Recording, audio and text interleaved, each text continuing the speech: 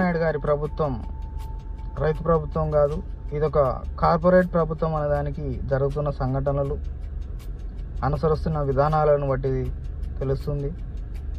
మొన్న మిర్చి రైతులు గిట్టుబాటు ధర కోసం నిరసన తెలిపితే వారిని సంఘ విద్రోహులని, మామిడి రైతులను ఫేక్ రైతులని, పొగాకు రైతులని దండుపాలెం బ్యాచ్ అని, నిన్న యూరియా అడిగిన రైతులని మనుషుల పశువుల అంటూ అవహేళన చేస్తూ మాట్లాడుతూ యూరియా కొరత లేకుండా ఖబర్దార్ అంటే బాగుంటుంది. అదేవిధంగా జరుగుతున్న అత్యాచారాలపైన చేసిన వారిని హెచ్చరిస్తూ ఖబర్దార్ అంటే బాగుంటుంది. హత్యలు చేసేవారి మీద ఖబర్దార్ అంటూ వార్నింగ్ ఇస్తే బాగుంటుంది.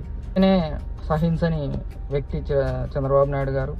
అయితే గతంలో కరెంటు బిల్లులు పెంచారని చెప్పి నిరసన చేసిన వారిపై తుపాకులు పేల్చిన ఘటనలు చూశారు.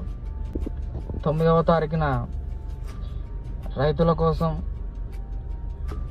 అన్నదాత అండగా నిరసన తెలపడం కోసం వైసీపీ పార్టీ పూనుకుంది.